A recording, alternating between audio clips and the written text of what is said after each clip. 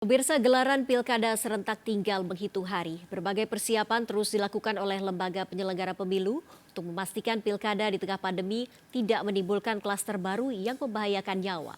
Lantas sudah siapkah warga dengan gelaran pesta demokrasi? Apa saja aturan yang harus ditaati dalam penyelenggaraan pilkada yang berbeda dibanding biasanya? Inilah Rakyat Bicara pekan ini, waspada pesta demokrasi di tengah pandemi.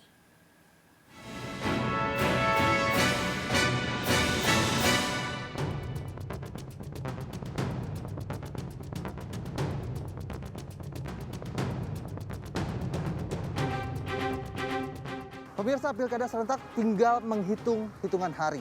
Pesta demokrasi akan dimulai termasuk di tempat saya berdiri, yaitu Tangerang Selatan. Lantas, protokol kesehatan mesti diingat karena kita berada di tengah pandemi COVID-19. Lalu apa saja yang disiapkan? Dan juga masyarakat apakah siap untuk memilih ketika nanti harus datang ke TPS dan di tengah-tengah pandemi COVID-19.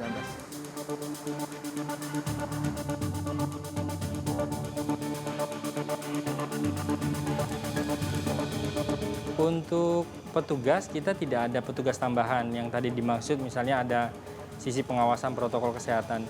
Jadi sejumlah 9 petugas yang ada di setiap TPS, jadi dia keliling tuh di lingkungan TPS, kemudian itu melakukan penyemprotan, disinfeksi, kemudian terhadap logistik juga disemprotkan, itu secara berkala. Tidak membawa masker ke TPS misalnya, tidak membawa masker, nah nanti kita petugas KPPS-nya bisa mengingatkan Bapak Ibu tolong menggunakan masker. Nanti di TPS akan ada masker cadangan kalau memang pemilih datang tidak menggunakan masker. Jadi nggak usah khawatir, untuk datang ke TPS ini sudah difasilitasi TPS-TPS-nya tentang alat pelindung diri dan lain sebagainya ada. Nih, saya sampaikan misalnya di TPS nanti, TPS ini idealnya memang berukuran 8 kali 10. Nah, ini harus menerapkan protokol kesehatan tentang jaga jaraknya antar petugas dengan petugas lainnya, itu minimal jaraknya 1 meter 1 meter, wajib menggunakan masker, tidak berkerumun. Kemudian di TPS akan difasilitasi tempat cuci tangan dengan air sabun. Pemilih yang datang ke TPS diminta untuk cuci tangan terlebih dahulu dengan air mengalir. Kemudian diukur suhu tubuhnya. Kalau suhu tubuhnya di atas 37,3, dia nggak boleh tuh masuk ke TPS. Dia ada bilik khusus. Si pemilih nanti akan difasilitasi sarung tangan sekali pakai, sarung tangan plastik. Harusnya tetap memilih, apalagi yang lansia. Nanti bagaimana Pak sistemnya untuk mereka yang tidak bisa datang ke TPS secara langsung karena memang takut terkena komorbid, penyakit bawaan yang mudah rentan terkena COVID-19 begitu Pak? Lansia yang memang sudah tidak bisa datang ke TPS harus dibantu, itu bisa didatangkan oleh petugas KPPS ke rumahnya dengan terlebih dahulu berkoordinasi dengan pengawas di TPS, kemudian saksi-saksi. Dilayaninya kapan? Karena dia punya hak pilih kan, dilayaninya itu di atas pukul 12 sampai pukul 1. Nah Bapak sebagai Ketua KPU, kasih pemahaman mereka seperti apa Pak untuk tetap datang ke TPS kira-kira?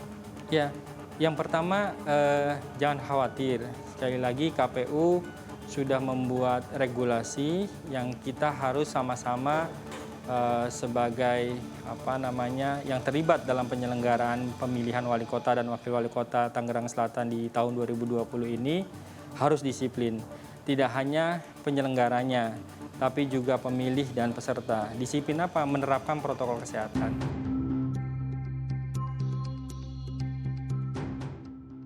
Pilkada serentak akan diselenggarakan pada tanggal 9 Desember 2020. BNPB menyatakan bahwa ada beberapa daerah yang masuk dalam zona merah dan tentunya kemungkinan akan menyebarkan virus COVID-19 dan menimbulkan klaster baru. Ada sekitar 309 daerah dan kabupaten kota yang menyelenggarakan pilkada serentak. 10 diantaranya berada di zona hijau, 17 berada di zona merah, kemudian 215 berada di zona oranye, dan 67 berada di zona kuning. Sebanyak 17 daerah masuk ke dalam zona merah COVID-19 saat penyelenggaraan pilkada serentak 2020, mulai dari Sumatera Utara, Sumatera Barat, Kepulauan Riau, Lampung, Jawa Barat, Jawa Tengah, Kalimantan Tengah, dan Kalimantan Timur.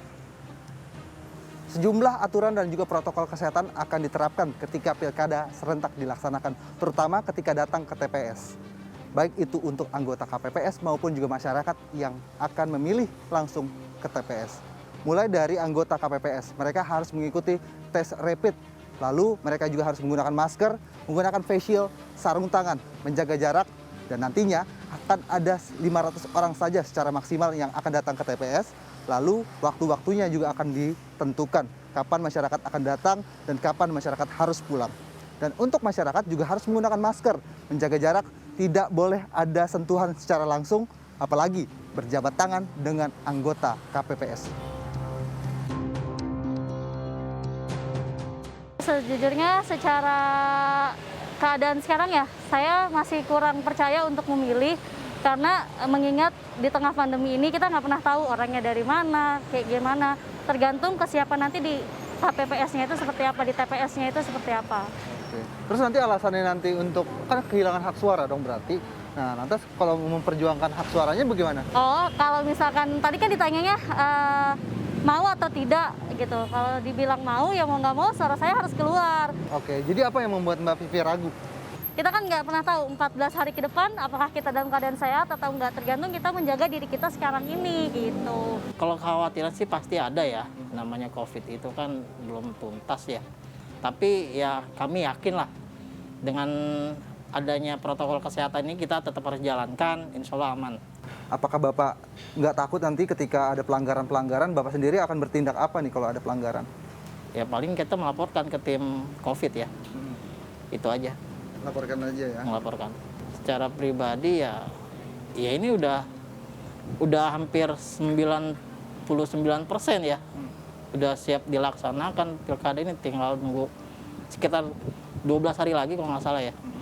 9 Desember itu udah siap dilaksanakan, ya harus diperketat ya. Perketat aja. Maksudnya siap-siap aja gitu, maksudnya ketika menjalankan pilkada ini kan udah pasti keramaian ada. Perketat protokol kesehatannya aja, itu aja.